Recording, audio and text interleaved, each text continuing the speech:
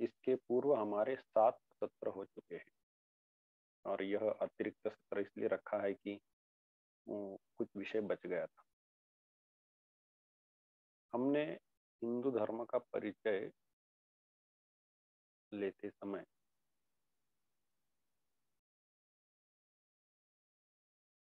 मोटे तौर पर जो विषय है उनकी आलोचना कर ली। तो उससे हमें एक स्पष्ट रूप से पता चला है कि धर्म का कार्यक्षेत्र क्या है, कि जीव का जो प्रयोजन है, जीव सुख पाना चाहता है और दुख दूर करना चाहता है। सुख इष्ट है और दुख अनिष्ट है,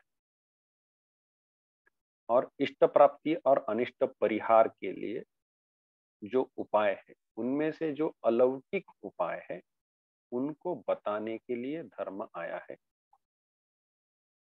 एवं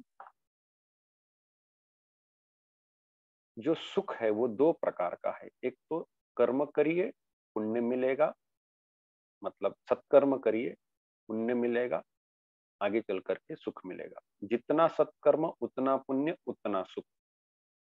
तो करते रहिए और जन्म मृत्यु का चक्र चलाते जाइए। यह एक इसको प्रवृत्ति मार्ग है। और दूसरा, इस जन्म मृत्यु के चक्र से, संसार से बाहर निकलना है, जो कि मोक्ष, छुटकारा।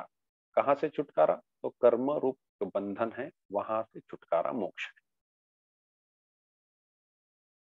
तो यह निवृत्ति मार्ग है।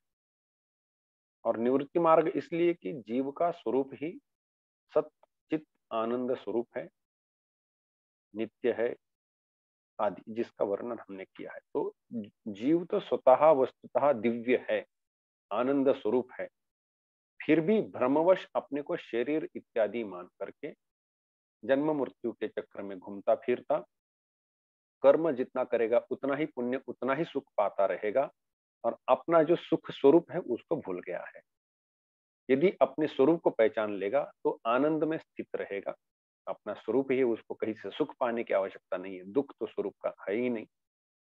तो इस प्रकार से क्या होगा कि वह नित्य सुख का भागी होगा, जो उसका अपना स्वरूप है।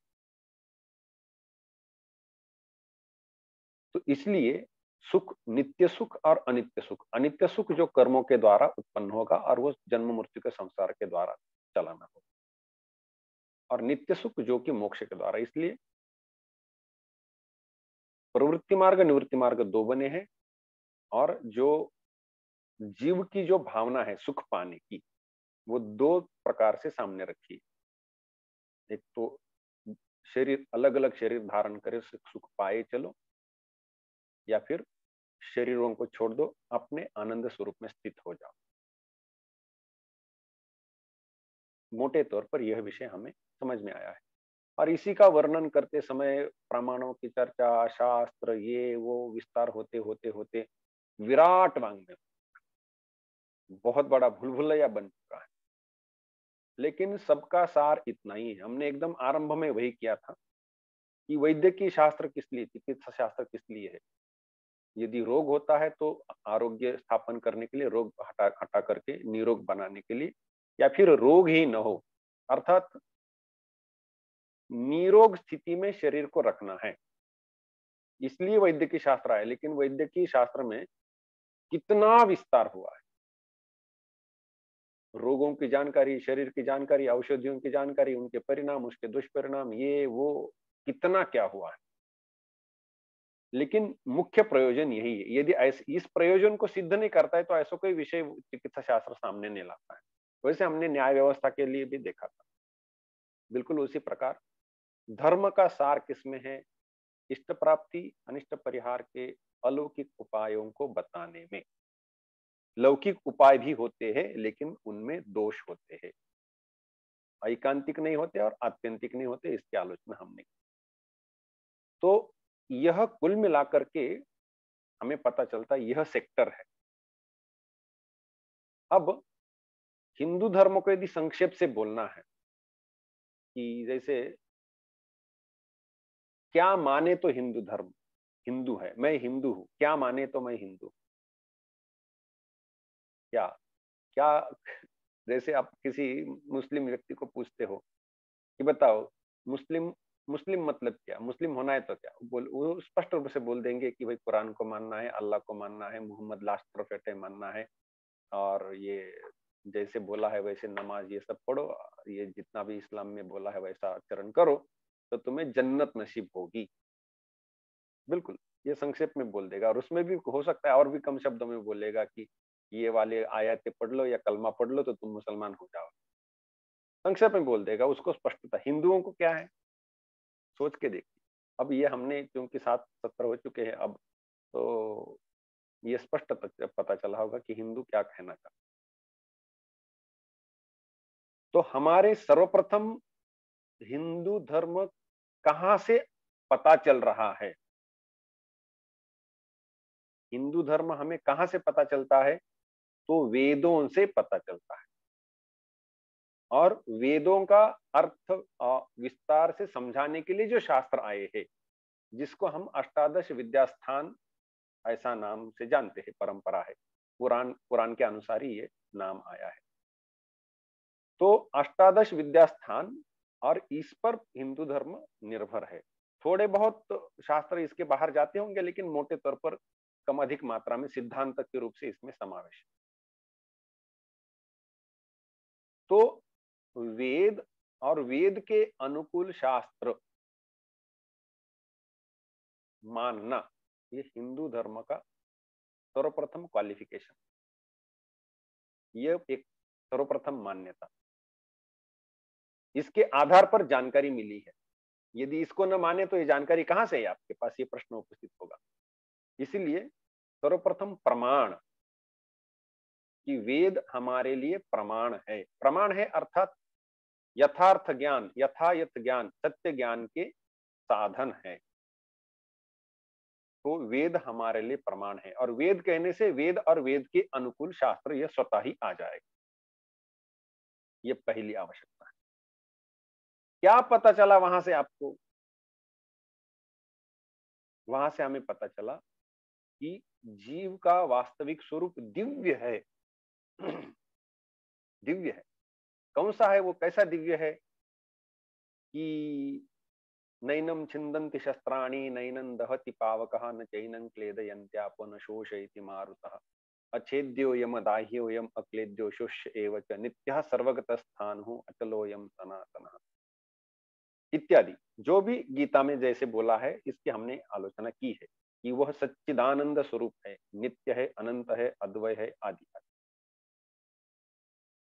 तो यह उसका जो स्वरूप है, इसको हम एक शब्द में समझेंगे कि प्रत्येक जीव स्वरूपतः दिव्य है, और इस दिव्य शब्द के अंदर इसको लगा ले।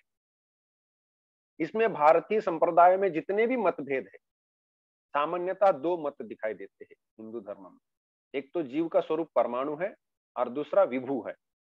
और एक परमाणु हो या विभू हो, परमाणु में हर जीव अलग अलग है, विभू होने में भी अलग अलग है, और विभू होने में जीव एक ही है। ऐसे 3 मत दिखाई देंगे।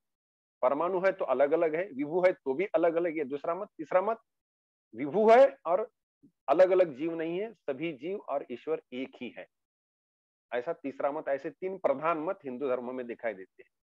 कुछ भी हो, हिंदू धर्म ये सब मिलाकर ही हिंदू धर्म है। केवल अद्वैत वेदांत हिंदू धर्म नहीं, केवल विशिष्ट अद्वैत वेदांत हिंदू धर्म नहीं, और केवल द्वैत हिंदू धर्म नहीं है। सब मिलाकर है। केवल योग शास्त्र हिंदू धर्म नहीं है, सब मिलाकर है।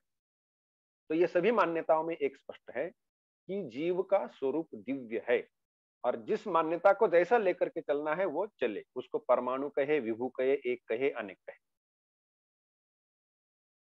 ये दूसरी, ये वेद से हमें यह पता चलता है। सबसे पहले ये क्यों हमने उठाया, ये हमारे बारे में नहीं बोले तो हम क्यों कोई किसी शास्त्र को और किसको महत्व देने वाले। हमारे कोई प्रयोजन, हमारे कोई कष्ट कुछ दूर करे, हमें जो भावनाएं कामना है, इसको पाने में यदि कोई मदद करता है, हमारी बात बोलता है, तो ना हमारे लिए काम में है। हमारी बात नहीं बोल रहा है तो हमें हमें उसे क्या लेना देना। इसलिए हमने वेद लाने के बाद सर्वप्रथम कौन सा विषय लाया कि जीव का स्वरूप दिव्य है, वो हमें बताता है। जन्म मृत्यु होता रहता है, सावधान रहिए नहीं तो फंस जाओगे, ये सब चीजें बताता है। और जैसे किसी राजकुमार को, एक राजकुमार की जो कथा है कि बचपन में वो एक राजकुमार खो गया था, किसी भिखारी के हाथ लगा और भिखारी ने उसको भिक्षा कैसे करना है यही समझाया। आइए दिन उठ करके वो बड़ा भी हो गया तो वो अपने को भिखारी मान रहा है, और सुबह उठ करके उसको एक ही चिंता है कि आज भिक्षा मिलेगी या नहीं मिलेगी, कौन गाली गलौज करेगा, कौन अपमानित करेगा, ये सब सहना होगा। आगे चल करके वो जो राजकुमार है, राजा के जो लोग है वो तो ढूंढ ही रहे थे कहाँ गया कहाँ गया कहाँ गया। तो एक दिन उनको पता चलता है कि अरे उसके शरीर के चिन्ह देख करके यही राजकुमार है। उसको लेके आते हैं, राजा के सामने खड़ा करते, राजा सब परीक्षण करके बोलता है कि हाँ ये तो बात सही है कि यही राजकुमार है। राजा को पता चला और राजा ने जैसे स्वीकार किया कि हाँ ये राजकुमार है, तो वो उस लड़के को अब राजकुमार होने का जो गौरव है वो प्राप्त हुआ। वह वस्तुतः राजकुमार होते हुए भी राजकुमार होने का जो गौरव है वो उसको प्राप्त नहीं था, क्योंकि उसको भी पता नहीं।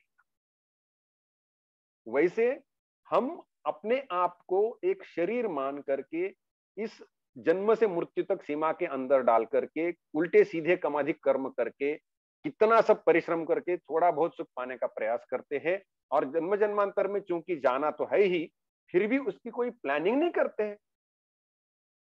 तो यह धोखा हमें सहना पड़ता है यदि हमें वेद शास्त्र आकर के नहीं बताता है कि प्रवास लंबा है, ये इतना उपकारक है। इसीलिए वेदों को हजारों माता पिताओं से भी हितैषी है ऐसा बोला गया है। क्यों? माता पिता जन्म देंगे और वेद अमर करके छोड़ देगा। जन्म तो नहीं देगा लेकिन अमर करके छोड़ेगा, जन्म मृत्यु के ये संसार चक्र से बाहर निकाल के ले जाएगा। इसीलिए मातृपितृ सहस्रेभ्यः हितैषिणी श्रुति इत्यादि उल्लेख आते हैं। तो ये इतना महत्व है शास्त्र, और इसलिए उसने हमारी बात बोली है। तो इतनी बात बोलने वाला जो कोई उस भिखारी को जाकर, उस लड़के को जाकर के बोले कि तू तो राजकुमार है तो अब भिखारी के पास तो वैसे तो गले की माला ही नहीं देने के लिए, तो लेकिन वो तो अरे ये बात है, इसने मुझे बचाया, नहीं तो मैं आजीवन भिखारी मरता। तो इतना महत्व है उसका। तो दूसरा मुद्दा हमें मिलता है कि जीव का स्वरूप दिव्य है, फिर भी भगवान की अचिंत्य माया है, और उसके कारण वह अपने को उस भिखारी जैसा राजकुमार जो अपने को खो करके भिखारी मान रहा है, वैसे अपने आप को यह शरीर मान रहा है और जन्म मृत्यु के चक्र में घूम रहा है। और यदि वेद ये शरीर मानने के पहले यदि वो इतना भी ज्ञान न हो तो केवल शरीर मात्र मानता है और पुनर्जन्म नहीं है यहाँ तक भी मान लेता है। तो मूल समस्या, हम अपने को शरीर मानते हैं और दिव्य स्वरूप भूल जाते हैं और जन्म मृत्यु के चक्र में घूमते रहते हैं। कर्म जन्म मृत्यु का चक्र चलाता रहता है, तो कर्म ही बंधन है। कर्म बांध करके घसीट के ले जाता है अगले जन्मों में, और वहां जाकर वो जो जितना हमने करके रखा है उसका लेखा जोखा भोगना पड़ता है। तो तीसरा मुद्दा हमें जो पता चलता है वह है कि बंधन है, कर्म ही बंधन है, जन्म मृत्यु चक्र होता रहता है और भोगना पड़ता है आदि, तो कर्म बंधन है, यह पता चला। इससे बाहर निकलना है, इससे बाहर निकलना है, या फिर मुझे जन्म मृत्यु के चक्र में दुखी नहीं सुखी रहना है। दोनों, प्रवृत्ति मार्ग निवृत्ति मार्ग कोई भी हो, जन्म मृत्यु का चक्र चलाना है तो सुखमय चलाने की भावना हर एक को है। इसका उपदेश शास्त्र करता है कि विहित कर्म करो, निषिद्ध कर्म बंद करो, तो इससे तुम्हारा जो हिंडोला है बड़े आनंद से चलाओगे। और यदि किसको निकलना है, मुक्ति पानी है, तो उसने क्या उपाय अवलंब करने चाहिए, इसका उपदेश शास्त्र देता है। और इस प्रकार से हमें इस बंधन को या कर्म को टैकल करने का या उससे बाहर निकलने का, मोक्ष का मार्ग बताता है। और चूंकि जन्म मृत्यु के चक्र में जितना भी वो सुखमय हो वो अज्ञान के अंदर ही है, तो वो प्रिफरेबल नहीं है। सुख देता होगा लेकिन वो श्रेयस्कर नहीं है, इसलिए श्रेयस्कर मोक्ष ही है और वही सबसे श्रेष्ठ है, ये भी शास्त्रकारों ने बोल के रखा है। यदि कोई जन्म मृत्यु का चक्र सुखमय हिंडोला चलाना चाहता है, जरूर चला, लेकिन उसको यदि पूछता है कि इसमें फंस तो नहीं रहा हूं, तो बता देंगे कि नहीं, इसमें ये समस्या है, तो अच्छा है कि मोक्ष मार्ग पकड़ो, वहां का भी सुख मिलेगा और इधर का भी मिलेगा, आगे बढ़ोगे। तो मोक्ष मार्ग तो बाहर निकलने का मार्ग, मोक्ष का मार्ग बोला है। तो मुक्ति, चौथा विषय हमारे सामने आता है, मुक्ति कैसे मिलेगी? ब्रह्म ज्ञान से मुक्ति मिलेगी। ब्रह्म क्या है? इस जगत की सृष्टि स्थिति लय करने वाला ब्रह्म है। ब्रह्म कहे, ईश्वर कहे, जगदीश कहे, जगन्नाथ कहे, विश्वेश्वर कहे, विश्वनाथ कहे, एक ही बात है कि जगत की सृष्टि स्थिति लय करने वाला ईश्वर है। तो हमें ईश्वर स्वीकार करना पड़ता है, क्योंकि ईश्वर की कृपा से, भक्ति संप्रदाय का कहना है कि ईश्वर की कृपा से, और अद्वैत संप्रदाय का कहना है कि जीव ईश्वर अभेद है ऐसे ज्ञान से, तो अर्थात ब्रह्म ज्ञान से मोक्ष मिलता है। तो इसीलिए हमें ब्रह्म क्या है यह पता करना चाहिए, और ब्रह्म केंद्र बिंदु बन जाता है, क्योंकि ब्रह्म ज्ञान से यदि मिलने वाला है तो सभी लोग ब्रह्म को केंद्र करके अपनी जीवन यात्रा को करके, जीवन यात्रा की रचना करके आगे बढ़ते हैं। तो इसलिए ब्रह्म केंद्र बिंदु बनता है। तो क्या हुआ? 5 चीजें। वेद, वेद हमें प्रमाण है। जीव, जीव का स्वरूप दिव्य है। बंध, कर्म ही बंधन है, जन्म मृत्यु के चक्र में घुमाता रहता है। मोक्ष, ब्रह्म ज्ञान से मोक्ष प्राप्त होता है, जन्म मृत्यु के चक्र का विराम होता है। ब्रह्म या ईश्वर जगत के सृष्टि स्थिति लय करने वाला ब्रह्म है, यह क्रम है। अब अजी ब्रह्म को तो बहुत अंत में रखा, थोड़ा सा पहले रखते है ना, ईश्वर का स्मरण पहले करे, ठीक है, तो ब्रह्म को यहाँ लाते, बाकी की क्रम ऐसा रखते। तो वेद, ब्रह्म, जीव, बंध और मोक्ष, ये तीनों हमारी कहानी है, इसमें लिखी है। वेद में लिखा है हमारी कहानी, जीव है, बंध है और मुक्त होता है। तो 5 शब्द है, वेद, ब्रह्म, ईश्वर भी लिख सकते, कोई बात नहीं, ईश्वर, जगन्नाथ, जगन्नाथ कहने से उसका लक्षण भी हो जाता है कि वह जगन्नाथ को मानते हैं। जगन्नाथ कहने से पूरी के जगन्नाथ हो जाते, इसलिए विश्वनाथ कहो, जगदीश कहो, जगदीश्वर कहो, विश्वेश्वर कहो, बात एक ही है। फिर जीव का स्वरूप दिव्य है, जीव, बंध और मोक्ष, ये 5 शब्द हमें मिलते हैं। यह जो मानकर, पहले तो जानता है, मानता है और जीवन में उतारने का प्रयास करता है, वह हिंदू है। इनको जानना है, मानना है कि हाँ ये ठीक है, मैं स्वीकार करता हूं, और जीवन में उतारना है, कम हो अधिक हो। जैसे सभी लोग पैसे धनार्जन करने में लगे हुए हैं, कुछ लोग बहुत प्रयास करते, कुछ कम करते हैं। विद्यालय में छात्र पढ़ने के लिए प्रवेश लेते हैं, कुछ बहुत पढ़ते हैं, कुछ कम पढ़ते हैं। किस पर निर्भर करता है? उसको वहां से जो लाभ उठाना है, उसके प्रति उसका जो आग्रह है, उस पर निर्भर करता है। तो धर्म तो यह है, जिसको इस धर्म के द्वारा जो प्राप्त करना है, उसके बारे में जितना मन में आग्रह है, आकर्षण है, या संकट का जो बोध है कि अरे यदि न करे तो इतने फंसने वाले हैं, जो कुछ जितना वो समझे उसके अनुसार उसने अपने जीवन में उसको उतारना है। तो थोड़ा भी उतारे तो भी हिंदू, माने तो भी हिंदू है। जो मानता ही नहीं उसको हिंदू कहना कठिन। ये तो मानता ही नहीं वो, फिर वो हिंदू कहना कठिन। ये नहीं कि मैं नास्तिक हूं, मैं वेदों को नहीं मानता, पुनर्जन्म नहीं मानता, ईश्वर को नहीं मानता, मंदिर नहीं जाता, ये नहीं, वो मैं हिंदू, ऐसा हिंदू धर्म में कभी स्वीकार नहीं है। नास्तिको वेद निंदक बोला है, वो ब्राह्मण भी हो, ससुधिभिर बहिष्कार्यः ब्राह्मणो वेद निंदक। तो ये जो है कि ब्राह्मण भी हो लेकिन वो यदि वेद को नहीं मानता है तो वो नास्तिक है, उसका बहिष्कार करे, इसको आस्तिक न कहे, वो नास्तिक है। खुला दरवाजा नहीं छोड़ा है, कोई कहता हो तो वो उसका अपना व्यक्तिगत प्रश्न है, खुला दरवाजा नहीं है कि कोई भी हिंदू होगा। हाँ, मंदिर में जाए न जाए, भगवान की पूजा केवल मंदिर में जाने से ही होती है ऐसा कोई आग्रह नहीं, घर में भी करे या मन में भी करे। लेकिन जो प्रवृत्ति मार्ग को चलाना चाहता है या निवृत्ति मार्ग को चलाना चाहता है और उसके निवृत्ति मार्ग के अनेक उपाय है, उसमें से कोई एक मार्ग अपना करके आगे बढ़ रहा है, तो वो हिंदू है। कोई कहे कि नहीं मैं केवल हमारा एक अमुक अमुक एक रामचरितमानस यही ग्रंथ है, बाकी तो किसी ग्रंथों को मानता ही नहीं। लेकिन रामचरितमानस स्वयं यदि वेद को ही मान करके चला है तो फिर स्वतः ही। अब क्या है कि आप सीधे जाकर के वेद पढ़े ना पढ़े बात अलग, आपको संभव है नहीं संभव पढ़ते तो बहुत अच्छा है, लेकिन संभव नहीं है तो भी अन्य अन्य शास्त्रकारों ने वेद का तात्पर्य निकाल करके विषय सुलभ करने का प्रयास किया है। हमने यहाँ पर ये जो जितना भी बोला है वो सुलभ करने का प्रयास किया है, सुगम करने का प्रयास।